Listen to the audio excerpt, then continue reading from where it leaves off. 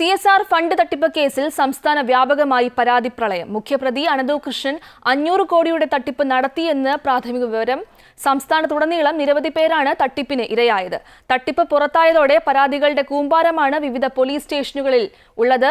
Kannur town police register ചെയ്ത കേസിൽ കോൺഗ്രസ് നേതാവ് ലാലി വിൻസെന്റ് 7ാം പ്രതിയാണ്. സന്നദ്ധ സംഘടനയുടെ നിയമ ഉപദേഷ്ടാവ് എന്ന നിലയിലാണ് ലാലിയെ പ്രതിയാക്കിയത്. സംസ്ഥാനത്ത് നടന്ന ഏറ്റവും വലിയ തട്ടിപ്പുകളിൽ ഒന്നായി മാറുകയാണ് CSR ഫണ്ടിന്റെ പേരിൽ നടന്ന തട്ടിപ്പ്. തൊടുപുഴ സ്വദേശി അനന്തു കൃഷ്ണനാണ് സന്നദ്ധ കൂട്ടായ്മ രൂപീകരിച്ച് പദ്ധതിയുമായി രംഗത്തെത്തിയത്.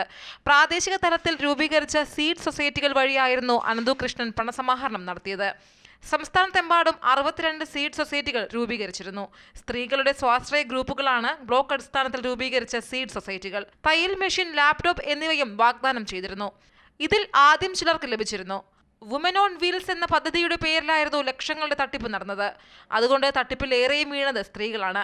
നടക്കാവ് പോലീസ് സ്റ്റേഷനിൽ 98 സ്ത്രീകളാണ് പരാതിയുമായി എത്തിയത്.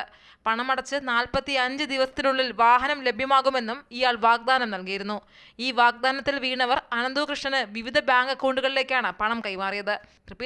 ആലപ്പുഴ, കോട്ടയം, ഇടുക്കി, എറണാകുളം, കണ്ണൂർ, കോഴിക്കോട് ജില്ലക്കാരാണ് തട്ടിപ്പിന് ഇരയായവരിൽ കൂടുതലും.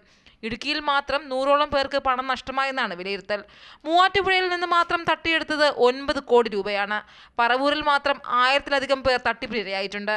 എറണാകുളം ജില്ലയിലെ മൂവാറ്റുപുഴ, പോത്താനിക്കാട്, കോതമംഗലം പോലീസ് സ്റ്റേഷനുകളിലാണ് കേസ് രജിസ്റ്റർ ചെയ്തിരിക്കുന്നത്.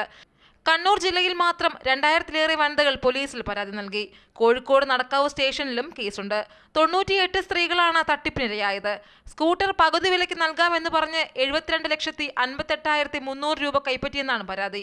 സംസ്ഥാനത്താകെ നടന്ന തട്ടിപ്പിന്റെ വ്യാപ്തി 1000 കോടിയോളം വരുമെന്നാണ് പോലീസിന്റെ നിഗമനം.